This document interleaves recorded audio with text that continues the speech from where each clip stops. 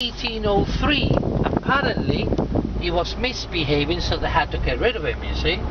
On the other hand, we've got this building down here, which is called Wellington Front. This was built by the Duke of Wellington in 1840.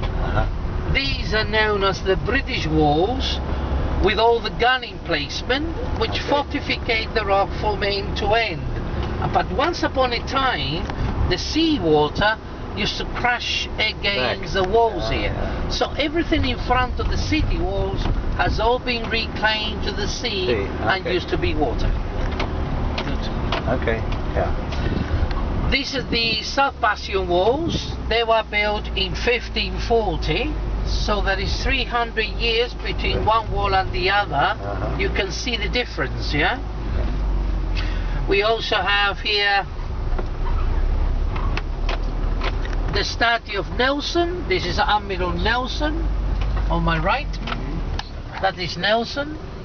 And opposite to the left is the Trafalgar Cemetery from the Great Battle of Trafalgar 1805.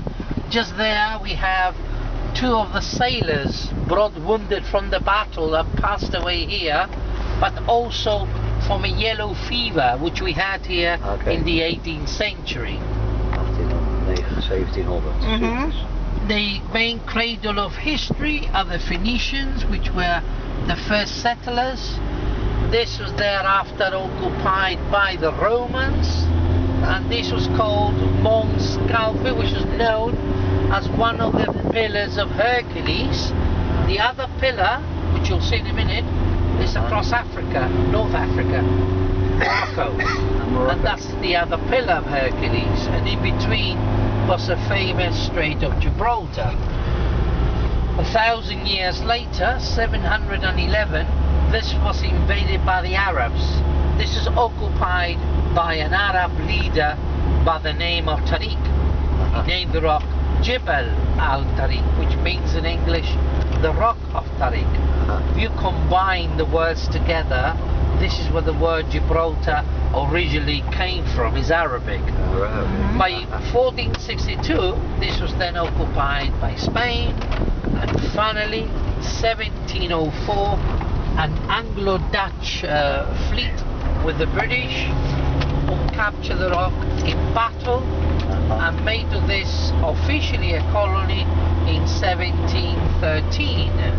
By that time, a treaty was signed, known today as the Treaty of Utrecht, signed in Holland by the Dutch, Spanish and British, and as a freehold in perpetuity forever, this automatically became a British colony, now over 300 years.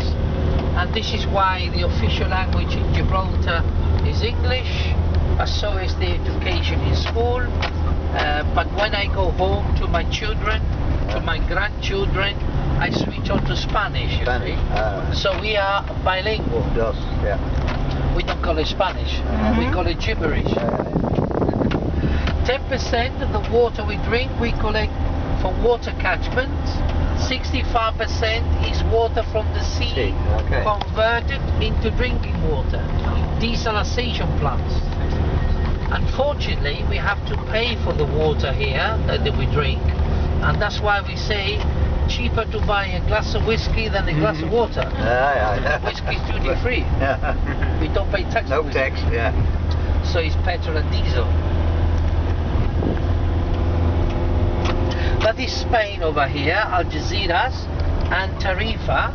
The coast of Morocco is directly opposite, which is only 24 kilometers. So we'll stop here now to take a photograph from that point, which is called the Pillars of Hercules.